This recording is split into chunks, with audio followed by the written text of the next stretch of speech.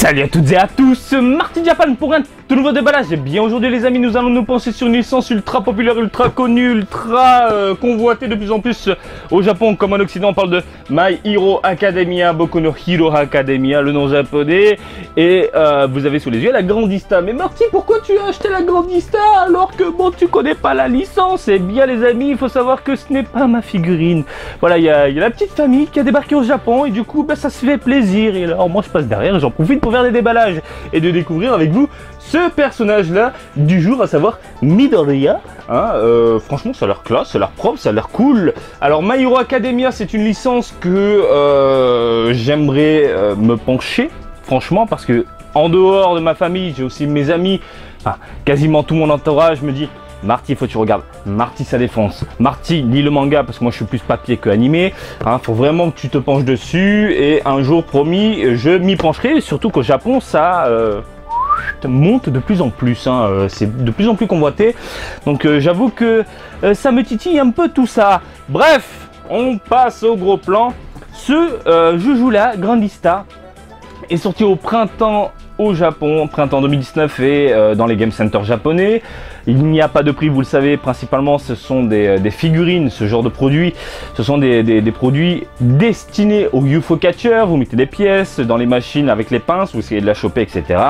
Néanmoins, les prix tournent en moyenne dans les 2000 yens pour le moment.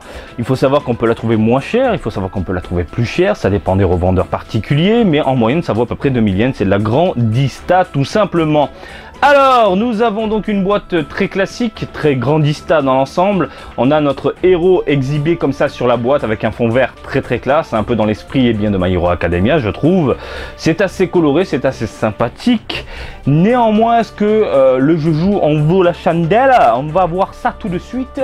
Je sors le petit cutter et on découvre ce nouveau joujou du jour ensemble. À l'intérieur de la boîte, les amis, eh bien, nous avons différentes informations assez sympathiques. Shige qui s'est chargé de sculpter cette figurine là, et c'est Mew, le gars qui a choisi des couleurs, qui a imposé son petit pinceau sur le plastique, etc. Donc à l'intérieur nous avons donc un carton de protection écrasé. Bon, en même temps c'est fait pour protéger la figurine. Et elle est un petit peu lourde la coquine, franchement elle pèse son poids je trouve. Ouh, ça a l'air joli. Du peu que je viens de voir, ouh, ça a l'air joli tout ça. Putain, ça a de la gueule. Ouh, Mew s'est gavé au niveau des couleurs je trouve. Bref, j'arrête de parler. Nous avons ici un petit support noir en un bloc qui permet de faire tenir la figurine debout. Je suppose qu'elle tiendra sans cette merde là. Voilà, il n'y a pas de souci, vous pouvez le voir de toute façon. C'est tellement ses pieds sont énormes et plats, il n'y a pas de souci. Boum, chez vous, tranquille, de votre côté, vous n'avez pas de tremblement de terre, donc c'est assez sympathique. Vous avez donc, une pièce, 2 et 3, et on découvre ensemble la tête de Midoriya. Et voilà, ça a l'air assez classe. Allez coquin. Le buste avec les jambes emboîtées, rien de plus facile, quoique il faut forcer un tout petit peu. Ah ouais, c'est quand même... faut y aller, faut pas avoir peur.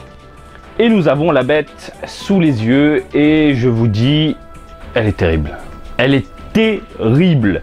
Limite, moi qui ne connais pas vraiment la licence, je veux dire le personnage, je le vois partout, je veux dire dans la rue, les posters, les images promotionnelles, les photos promotionnelles, les vidéos promotionnelles, l'animé, le manga, les jeux vidéo, etc. Le perso, je le vois absolument partout, même sur les couves du Jump. Et là, le voir en figurine, je vous confirme que ça défonce. Et je la trouve tellement classe, en fait, que je pense que je vais craquer.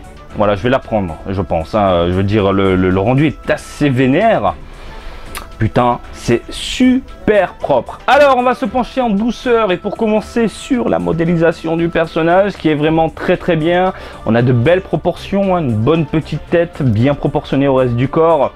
Et puis franchement, le rendu global est assez cool. On a des petites pliures au niveau des vêtements, son espèce de survêt. Regardez, ça fait une petite boule comme si vous... Voilà, le haut d'un survêt, comme si vous le portiez, tout simplement. C'est propre, c'est classe. Même chose au niveau du pantalon, des petites pliures par-ci par-là. Ouais, franchement, j'ai rien à dire. Le dos, pareil. La ceinture, méga propre. La modélisation est fantastique. Au niveau des jambes, donc on a des boots de dingue. Très bien détaillés. les petits lacets tout simplement, hein, les sortes de genouillères aussi propres, magnifiques. Je mets un petit plus vraiment. Bon, regardez vite fait, hein, les mains bien serrées, propres, voilà, bien détaillées. C'est pas en un bloc, c'est pas en un seul pâté, hein. Les doigts sont bien séparés, c'est magnifique, c'est bien présenté. Donc comme je vous le disais, je mets un petit plus au niveau de la tête qui est vraiment excellente. Une belle modélisation, des gros yeux comme ça, bien ronds, superbes. Et les cheveux c'est vraiment le point fort, à savoir qu'on a des petites pointes et non pas des petits côtés arrondis, bananes, etc. un peu dégueulasses qu'on peut voir dans certaines figurines pour apporter, enfin le sculpteur se prend pas la tête, donc il fait dans la simplicité. Là non, il s'est bien cassé le cul à rendre les trucs bien pointus, hein, si vous passez le doigt dessus. Croyez-moi, ça fait mal, pardon, limite vous pouvez vous gratter le dos avec. Ça passe nickel. Donc dans l'ensemble, franchement, j'ai rien à dire. Une belle modélisation. Le regard un poil déterminé comme ça, j'adore. On a une pose simple, statique, et ça suffit. Ça suffit. Voilà, c'est pas besoin de plus. Voilà, c'est propre. Vous posez ça sur, je sais pas, une étagère dans une vitrine quelque part, ça rend très bien. On va parler maintenant des couleurs. Alors les couleurs, j'aime beaucoup parce que il y a du neutre, il y a quelques nuances. Il y a déjà, on a une figurine mate, hein, on n'a pas l'aspect plastique brillant dégueulasse. Donc on a un rendu un peu bleu qui tire vers du vert, hein, un petit verdâtre comme ça, bleu verdâtre. Ça rend très bien sur un aspect mat au niveau des habits. Au niveau de la peau, on a du simple, pas de prise de tête, voilà. Par contre les boots, les pompes, ils auraient pu faire quelques nuances. Ça c'est un point négatif quand même. Par exemple ici on a un simple marron. Pourquoi ne pas avoir mis quelques tonalités par-ci par-là pour mettre en avant un peu justement les pompes, hein, les distinguer un peu, par exemple des lacets, etc. Lacets qui sont dans un ton noir.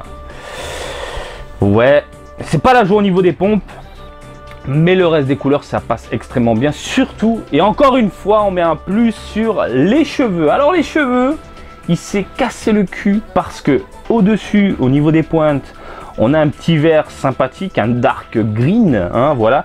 Et puis quand on bascule en dessous, boum, on a du noir. Magnifique, très bien pensé, très bien réalisé, propre au personnage. Et du coup, ça joue un peu avec les yeux parce que quand on le met en face comme ça, eh bien, on voit les mèches noires, les mèches vertes, tout simplement. Et ça rend très bien. Franchement, j'ai rien à dire, c'est super propre, c'est terrible. C'est vraiment terrible. Et ce genre de produit dans une vitrine, sur une étagère, à côté d'une télé, je dis oui, c'est magnifique. Bref, je vais craquer. Elle est où la petite règle? Voilà, on va se mettre des fessées un peu avec une petite règle en plastique bien dure. La bête, combien de centimètres quand même? Hop, là on monte, putain. Ah, ça rigole pas, 25-26 cm quand même. Putain, ça c'est du bon joujou. Ça c'est un truc qu'on kiffe. Elle tient toujours debout avec le... Ouais, pas de souci, elle tient toujours debout avec le buste emboîté. Écoutez les amis, on a fait le tour de la figurine. Qu'est-ce que je peux vous dire du coup? Ça défonce, et ça défonce. Voilà, 3 arguments qui pètent. Plus sérieusement, donc on a quelques tonalités, quelques rendus assez propres dans l'ensemble, mis à part les boots, hein, ces putains de pompes. C'est vraiment dommage de ne pas avoir foutu, je sais pas, quelques nuances. Le reste, c'est super propre, hein. Franchement, les vêtements nickel, les mains serrées, le regard déterminé, les cheveux, je mets pouce en l'air, le regard, pouce en l'air, la tête globalement et entièrement, elle est terrible. Écoutez, je crois qu'on a fait le tour. Si vous êtes fan de My Hero Academia, moi je ne peux que vous la recommander. En plus, une grandista de 25 cm à peu près, ce n'est que du bonheur. Voilà, j'espère que ce petit déballage du jour vous a plu. Comme d'habitude, je vous invite à me suivre sur Twitter et Facebook, Marty Japan. Et je vous dis à très bientôt. Allez, salut, bisous, ciao, ciao.